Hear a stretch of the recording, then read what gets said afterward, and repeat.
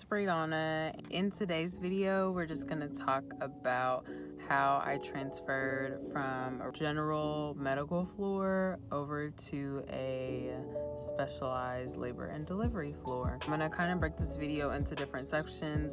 The first section will be why I wanted to transfer. The second section will be the exact steps I took in order to transfer.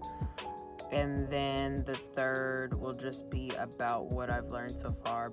First things first, I wanted to go into labor and delivery just because remembering nursing school and how much they emphasized that our maternal mortality rate was so high, and also there's a higher percentage of Black deaths than there are any other race in the maternal world, and there's just a lot of maternal racial disparities, I think, and I want to do my part not only in the hospital, but I feel like once I learn things in the hospital, it'll be easier to transfer my skills to outside of the hospital, to the clinic setting, or even maybe coming up with policies or things put in place to help women of color get the necessary treatments that they need in order to give birth and have healthy pregnancies and healthy babies and healthy bodies, and just ways to help increase access, ease of access to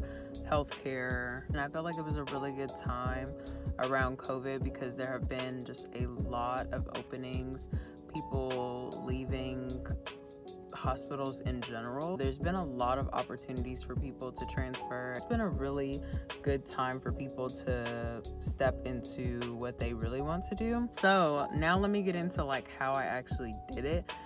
For me, it was pretty straightforward. I had been looking at other programs around where I'm from, like my hometown area, that do have bigger hospitals. Some hospitals have fellowship programs where if you've been a nurse for a year and a half, 2 years on a medical surgical floor, just a general floor, then you can go and apply for one of these programs. And if you get accepted, then they will teach you everything you need to know about OB or whatever specialty it is that you get accepted into. They'll teach you whatever you need to know about it, and then they will, I don't know if they'll have a job for you there. I didn't get a whole lot of information, but it's a fellowship program, so kind of like medical students do a fellowship where they follow and they learn, and it's just like another orientation period. So I was actually looking into doing one of those programs when this opportunity kind of fell into my lap. I was looking to apply around the spring of 2021 for that fellowship program that was going to start next summer because, like I said, I had to be a nurse for 2 years, which my 2-year mark would have been next summer. So I was looking into that, and I had been writing stuff about that and just wanting to get into that for L&D. And then whenever I looked on Indeed one time, I saw my hospital had multiple job applications for labor and delivery. And I'm like, oh my gosh. So let me go through and fill this out, reboot my resume, obviously. Whenever you're applying for a new job, you do always want to make sure you have the most recent information on your resume. So of course I hadn't done mine since I graduated from school, so I didn't have any job experience on there except for non-hospital job experience. So you always want to go through and put your education on there, put that you graduated, put that you went through a residency program, whatever you did, put those things on there.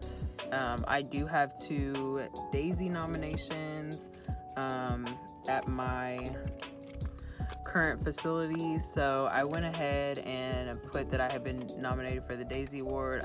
I think it's 3 times now, because in the recent month, I haven't gotten my pin yet, but I've gotten nominated again. Someone on my unit actually just won the DAISY Award, which is pretty cool.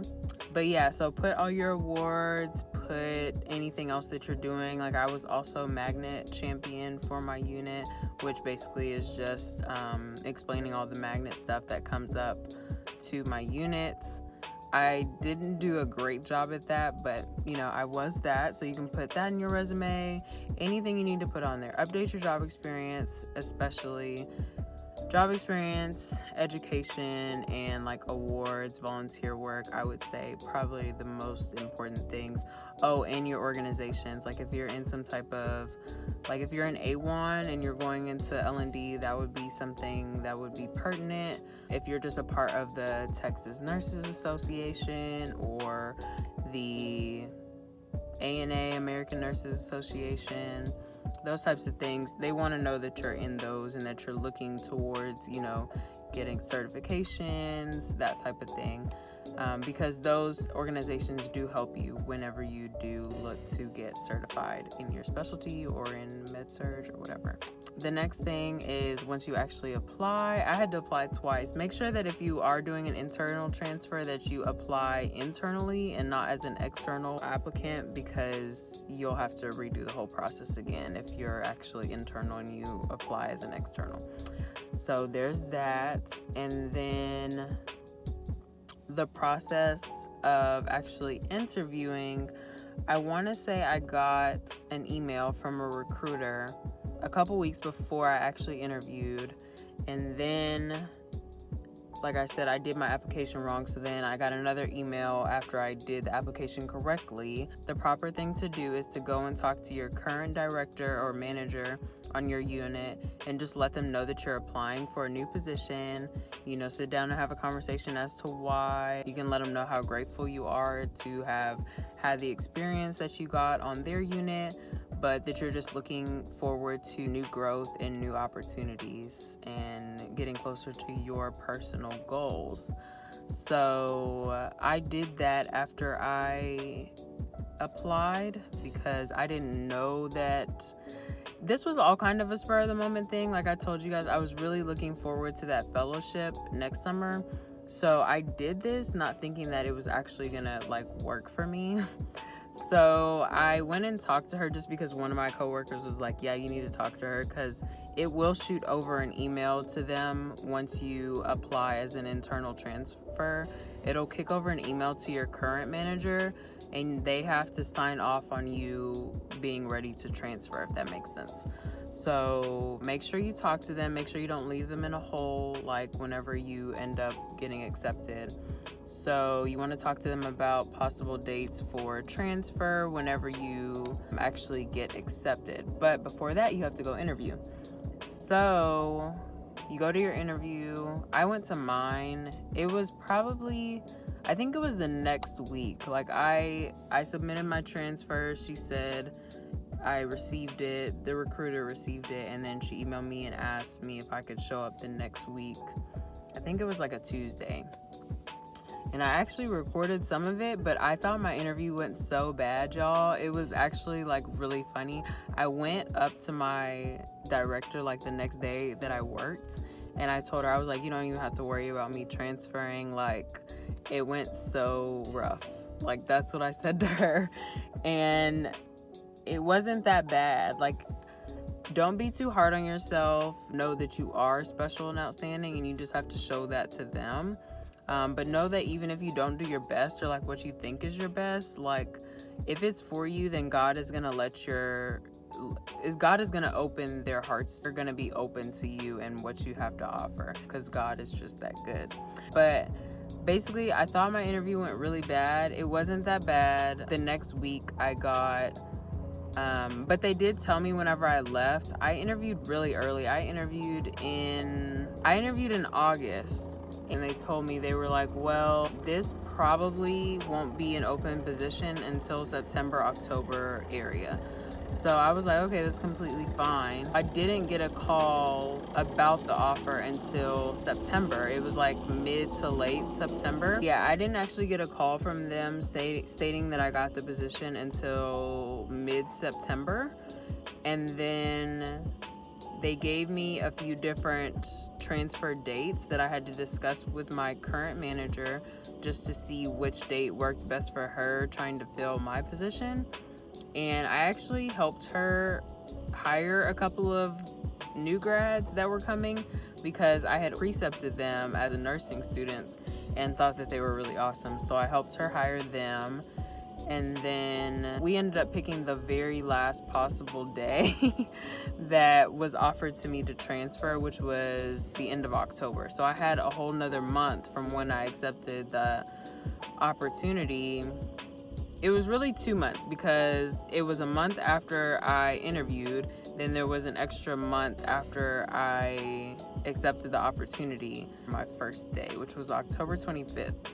So don't be stressed out if they don't contact you right away, but I would, that's an acceptable question to ask, is when should I be expecting to hear from you guys? But yeah, I think that it's awesome to start in med-surg. I started in med-surg, obviously. I started on a medical floor. A lot of time management, a lot of just regular hardworking experience. You really just have to be a good hardworking nurse on a medical floor, and I love that. If you know exactly what you want to do coming out of school, then just go and do that. If you know for sure that that's what you want to do. If you're not certain, then medical floors are great. Just try them out, see how it is. You're going to get a ton of experience, a lot of skills. There's many different areas that I'm going to be floating between whenever I'm on L&D. There's the actual labor side. There's antepartum, which is basically just pregnant patients that we're trying to keep pregnant because maybe they've gone into preterm labor or they've ruptured early, but we want to keep them pregnant so that their baby can mature a little bit more. And then there's the surgery aspect of it, the scheduled inductions or scheduled C-sections. So there's that. And then there's also always the emergency stuff that comes up, emergency surgeries. We had one the last day that I worked. But I hope you guys enjoyed this video learning about my orientation and just how I got to L&D in general. I hope it was informational. And if you guys have any further questions, go ahead and leave them down below. You can also message me or DM me on Instagram. And I have a new number that you guys can text me on. I'm trying out something new. So this is not my personal number, but you can definitely text me on this number and I will receive it. So I will have that down in the description below as well. So you can comment, you can you can subscribe, you can message me on Instagram, and you can text me. I just want a lot more connection between you and me. So go ahead and just hit me up and let me know any questions you guys have. I know a lot of you guys have been hitting me up on Instagram recently, and I'm just glad that I can help in any way, just based on my experience. So yeah, keep the questions coming, and I will see you guys in the next video.